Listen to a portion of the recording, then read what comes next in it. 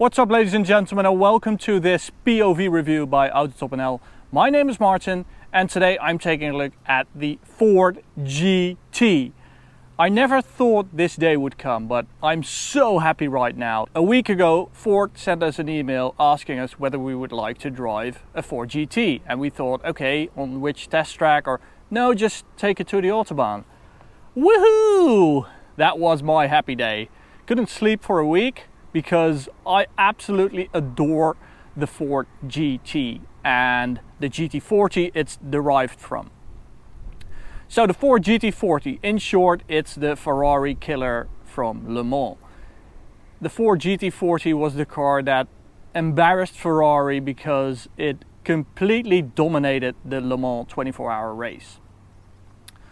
This gen of Ford GT has also won Le Mans, by the way. Really cool that they delivered on their pedigree. Now, the race car has been built as a road car, or maybe it's better to say that the road car has been built as a race car. This is basically a race car with road demands like brake lights and fog lights, stuff like that. Other than that, it's completely identical, which is really cool, and you really feel it when you drive it, and especially when you configure it. Okay, so the GT, it's absolutely beautiful. Let's walk around it before I tell you all about it. It's very recognizable for GT, but it's now been built as like a hypercar, I'd say. The older GT models were really classic, iconic GT40. This is like the love baby of a Koenigsegg and the classic GT40. It's absolutely gorgeous. Okay, so let's start at the front. This is a carbon monocoque, so everything is carbon fiber, as you can see. Right here we have a special GT light unit, which is beautiful with the daytime running lights. Absolutely gorgeous, with the same shape like the GT40. Now we have a lot of carbon fiber on this car, which is super expensive. Sebastian, who I have to thank on my knees that we can do this, from Ford the Netherlands, he told me that a Ford GT can cost 650,000 euros or 800,000 euros. So you can get 150k euros in options, which you kind of get when you see what you get for 150k, because you get these carbon fiber wheels. Oh my god, that is so cool. I remember the first time I saw a carbon fiber wheel, and it was on a 488 Pista Pilota in Italy, and I was absolutely in love. It just looks awesome. Super lightweight. Even the bolts used to mount the wheel are made from titanium. The brakes are carbon as well, and these are 6-piston Brembo brakes. And we have Michelin Pilot Sport Cup 2 tires.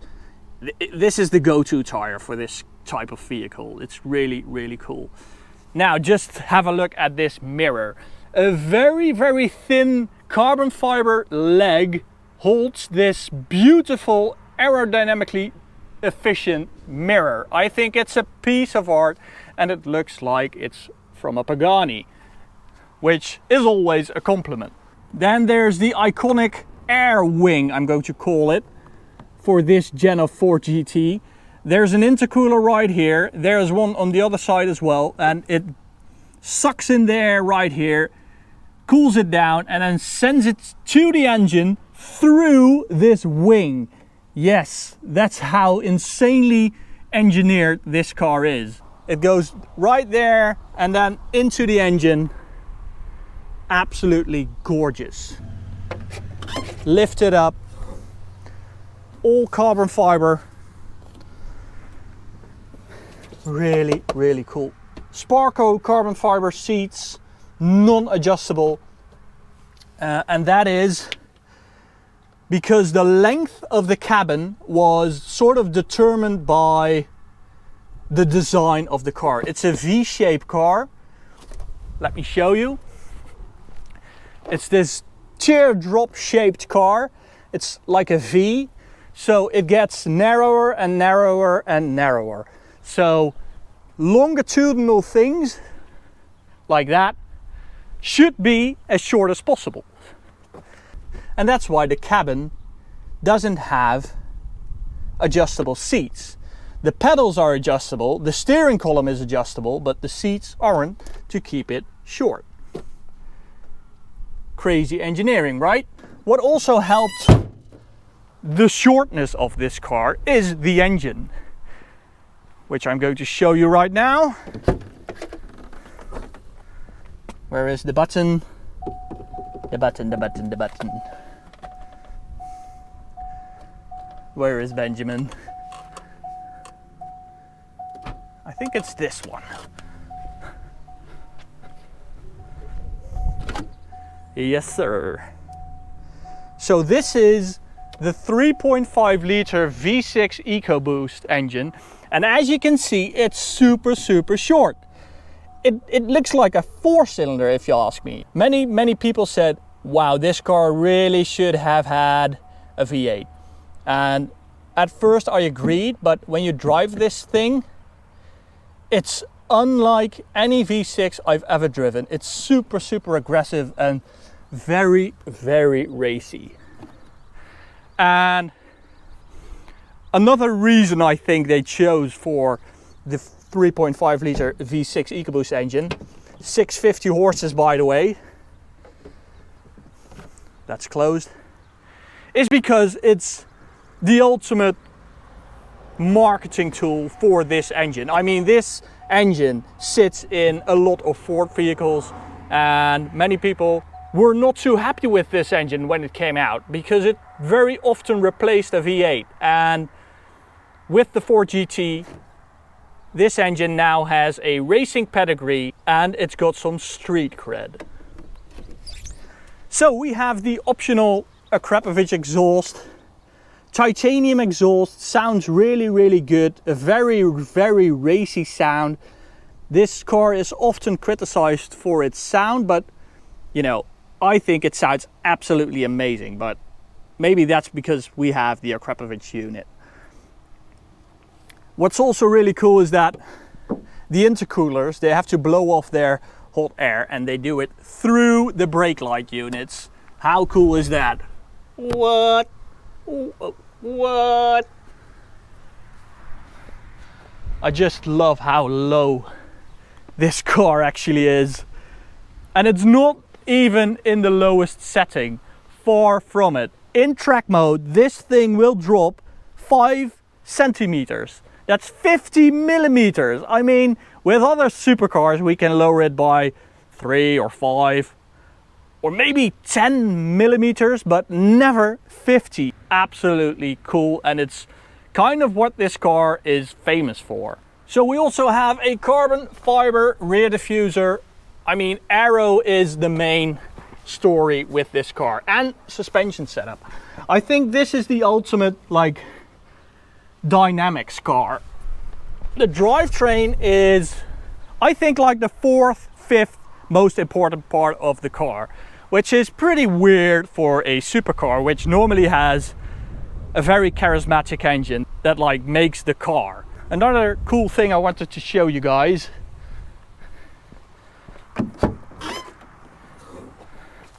is how it looks with both doors up, which is awesome. And American pride, there is a serial number, even though these are not limited production cars. So the H stands for 2017 and 986 stands for, it was numbered 986 of that year. Now there's also an American flag right there, but the Ford GT is built in Ontario, Canada, by a company that builds this car for Ford called Multimatic.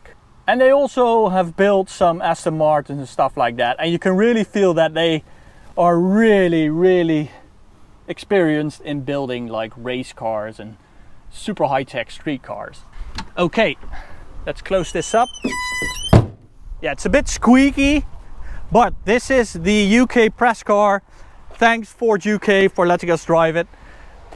And it's done 20k kilometers and mainly on track, stuff like that. So it's had a hard life. There are a few squeaks in this car, but all in all, it feels very, very well put together, I have to say. Let's head over to the Autobahn.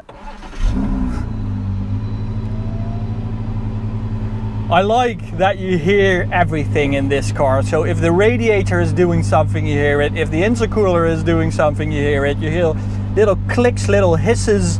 I absolutely love that. Okay, track mode. It's the most important part of the car, I think. You have to put it in park, go to T for track mode, and then press OK, and this happens. Wow. Oh my god. The rear spoiler shoots up, which can also be used as an air brake, so it really aggressively lifts and adjusts its angle to like brake hard, like with the Bugatti Veyron. When you go straight, it drops a bit. On the Autobahn, it doesn't want to produce any drag, so it's very, very clever stuff, and it's everything that this car does. It does it with a bang. It's, you know, it's not a sweetheart. It's just race, and in race, everything has to go fast, not supple. So everything is pneumatic. So it's like we have air jacks when we go in and out of race mode. Let's go out of it. Oh, bam! It only takes like 0.2 of a second to do it. The nose lift. Bam! Bam! That's freaking amazing. I mean, with a Lamborghini, for instance, it takes like 10 seconds for it to raise its nose. Okay, I'm going to use sport mode for the rest of the journey, and I'm going into manual mode for the gearbox. Let's go! So it's quite hot out today, something like 26, 27 degrees Celsius.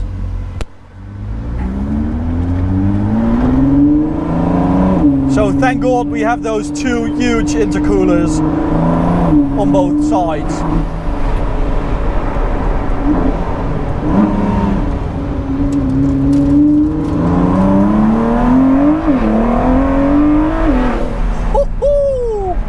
Man, I like that sound. It's so raw.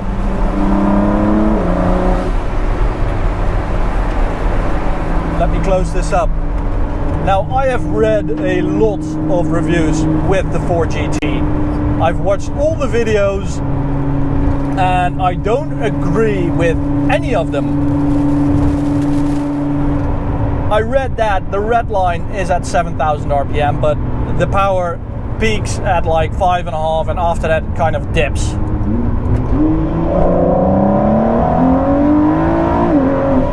Where is that dip? What are you talking about? There is no dip. Then the sound. I know it has an Akrapovic exhaust, but it's just the way it sounds. They have built this car, and the end result is that it produces a sound, which I absolutely love, because it's really a very unfiltered sound, even though it's just a V6. Remember the Jaguar XJ220? That's a hypercar with a V6, and no one was complaining about that. I mean, you be the judge.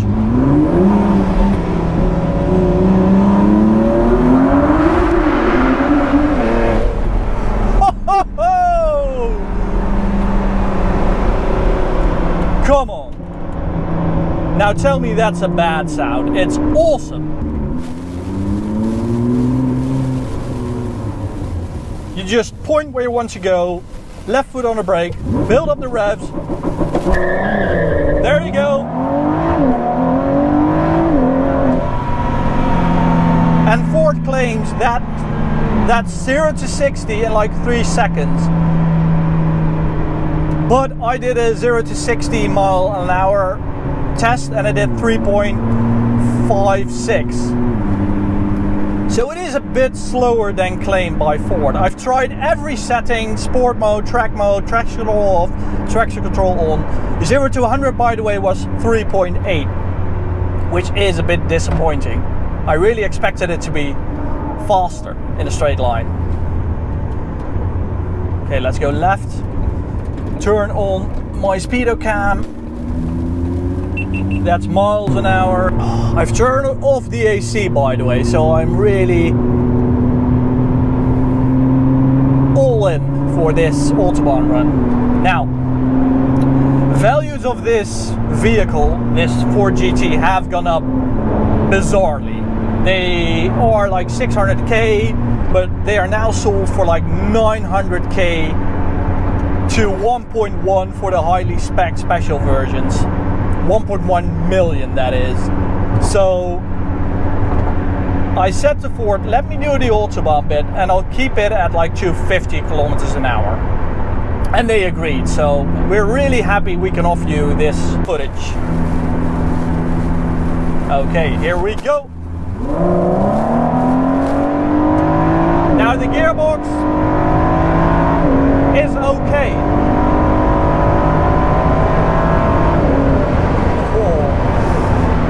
On the upshifts, really fast, really responsive. Downshift, at times a bit laggy. The kick down, also a bit laggy. Not as nice and crisp as, for instance, the Porsche PDK unit or the McLaren unit. Now, this car really reminds me of a McLaren LT. It has the same like race the ride feeling, the double wishbones, the comfort. Yes, this is a comfortable car. The suspension is like a piece of magic. Now the engine, really aggressive. You really feel that it's a turbo engine. So unlike the McLaren engine that really is a high revving engine and it doesn't feel boosty, this is really a boosty engine. But I like it because it's a race boosty. Let me turn it back into manual mode and show you the torque of this 7-speed 650 horsepower vehicle. By the way, if you get one in 2021 or 2022, because you still can, if Ford selects you, you get 670 horsepower. So that's really good. 5th gear, here we go. Man, that's strong. That is so strong.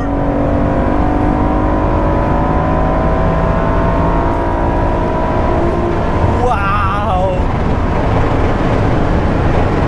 There goes the wing. Wow.